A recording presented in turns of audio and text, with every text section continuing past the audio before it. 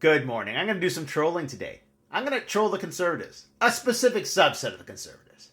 And then I'm going to go over the Ontario election results. I'm going to talk about how the Russians, sorry, Freudian slip there, how the Americans want to redraw the border with Canada.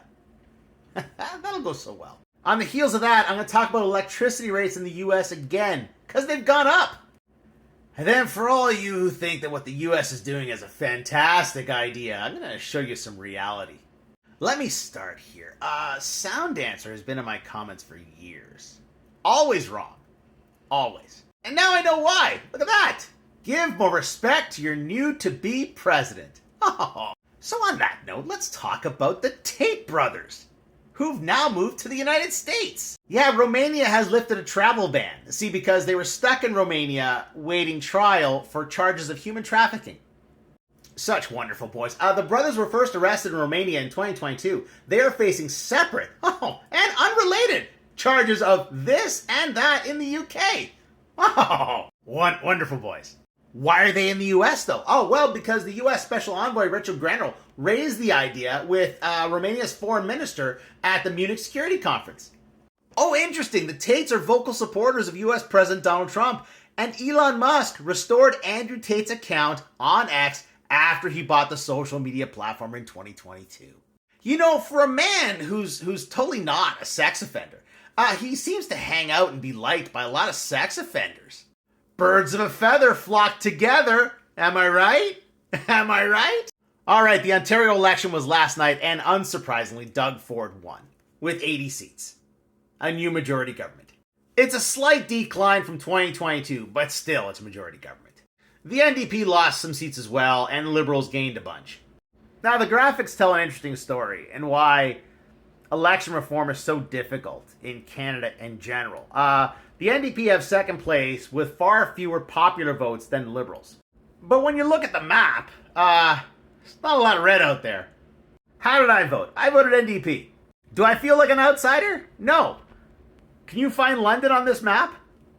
London is literally an island of NDP in a sea of Conservatives. And remember, I moved here from Niagara, and that's Niagara. I guess my blood bleeds orange. All right, since Conservatives like name calling, I'm gonna try to incorporate some name calling into my videos. So this fuckknuckle is Peter Navarro. He thinks that Canada and the United States should redraw the border, obviously in the favor of the United States. In response, Canada has now instructed its delegates to withdraw from negotiations until these guys can be confirmed by the Senate. Why do the Russians want to redraw the border with Canada? I said Russians again. Silly me. Well, as you all know, and as Doug Ford has threatened, we have this thing called electricity up here that's cheap. I know, you think it's expensive, but it's still cheaper than the US. Very specifically, it's expensive on the other side of the border with Canada. Let's take Michigan as an example. You know where Detroit is, where all the car manufacturing used to be?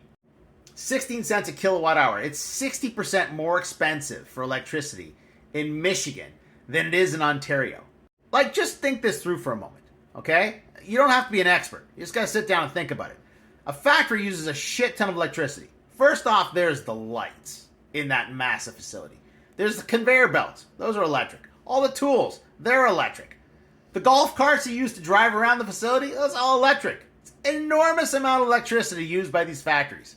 If this very expensive resource is 60% more expensive on the other side of the border, do you think they're going to build them there? Even with a 25% tariff? No. If it makes business sense, then sure, they'll move stuff over. But for the most part, it won't make business sense at all. Now, aside from the massive recession that it's going to cause, it's going to push more people into the waiting arms of China. Now, here's 2000. All these blue countries, their largest trading partner is the United States.